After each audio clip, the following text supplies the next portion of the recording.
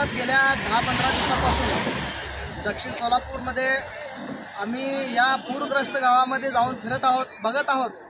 त्या ठिकाणी अगोदरच अतिवृष्टीनं शेतजमिनीचं नुकसान झालं होतं, पण सलग 3 वेळा पूर आल्यामुळं एकाच वेळामध्ये त्यामुळे अनेक शेतकऱ्यांच्या शेतातील जमिनीतील माती वाहून गेलेली आहे। आपण बघतो, शेतकऱ्यांना म्हणतो आपण जगाचा पोशिंदा, अन्नदाता, बळीराजा, पण हे फक्त उपाध्या आहेत। आज त्या शेतकऱ्यावर अशी परिस्थिती आली आहे की मार दिया जाए या छोड़ दिया जाए, बोल तेरे साथ क्या सुलूक किया जाए, असं निसर्गाने एक कहर दाखवलेला आहे। या माध्यमातून शेतकरी उद्ध्वस्त झालेला आहे। शेतकऱ्यांचं नुकसान न भरून येण्यासारखं आहे।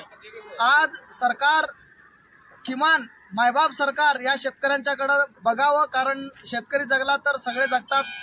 शेतकरी हा निस्वार्थ असतो, तो अशा अनेक संकटांना झेलण्याची ताकद त्याच्यामध्ये असून देखील तो कधी असा बेघर झाला नव्हता, पण आज तो घर सोडून 8 दिवस झालं इतर गावामध्ये स्थलांतरित आहे। आज अन्नदाता शेतकरी, सगळ्यांना अन्न पोहोचवणारा शेतकरी, आज त्यांना आपलेच बांधव त्यांना मदत करत आहेत, जेवणाचे इतर सोयीसुविधा करत आहेत, पण त्यांचं नुकसान भरून काढण्या एवढा ताकद आपल्या लोकांमध्ये नाही आहे, कारण ते शासन करू शकतो। शासनानं या शेतकऱ्यांसाठी सरसकट कर्जमाफी करून प्रत्येक हेक्टरी 50,000 पेक्षा जास्त मदत करून या शेतकऱ्यांचं पुनर्वसन करण्यासाठी प्रयत्न करावं, कारण हीच वेळ आहे की शेतकऱ्यांना धीर देण्याची वेळ आहे। कारण आपण बघतो की पूरग्रस्त भागामध्ये जे गावं येतात, त्या गावातील प्रत्येक शेतकऱ्यांचा, जे शेतकरी नाही त्यांची घर उद्ध्वस्त झालेले आहेत, त्यांच्या घरातलं साहित्य बर्बाद झालेलं आहे, वाहून गेलेलं आहे। आज त्यांचे मुलं, त्यांचे कन्या, जे काही त्यांच्या घरातील कुटुंब आहेत ते आज सर्व चिंताग्रस्त आहेत, कारण त्यांना आधार पाहिजे।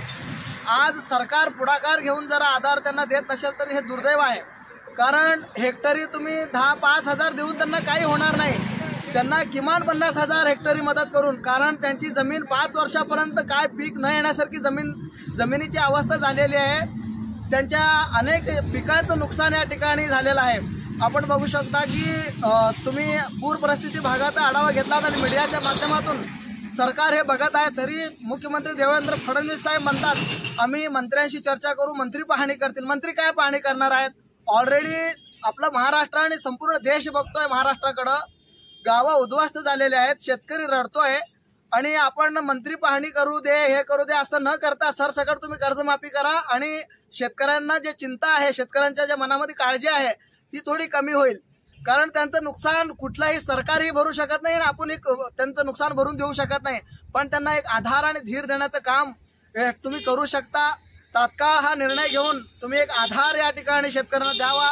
शेतकऱ्यांच्या मुलांना किमान 5 वर्षापर्यंत जे त्यांचं शिक्षणाची सोय आहे ते मोफत करावी, आणि त्यांना जे काही लागणारं जे आहे, जे काही कुटुंबांना त्यांना जे पुरवठा करायचं, तुमच्या जे काही माध्यमातून तुमची मदत होईल ती मदत करण्याचा शेतकऱ्यांना प्रयत्न करावा।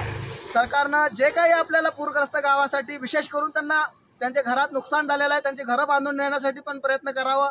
अशा अनेक मागण्या आहेत ज्या तात्काळ सरकारने घोषित करावं, कारण ह्या सरकारचं निवडणुकीपूर्वीचं पण आश्वासन होतं शेतकऱ्यांना कर्जमाफी करू, आता ती वेळ आलेली आहे। अजून कशाची वाट बघता? आता शेतकरी उद्ध्वस्त झाल्यानंतर तुमचं जर मदत पोहोचत नसेल तर तुमचं जे आश्वासन आहे ते काय कामाचं? त्यामुळं आज तुम्ही त्या सर्व शेतकऱ्यांना एक धीर द्या, लवकरात लवकर तात्काळ मदत जाहीर करून शेतकऱ्यांचं आणि ते पूरग्रस्त गावाचं पुनर्वसन करा। जय हिंद।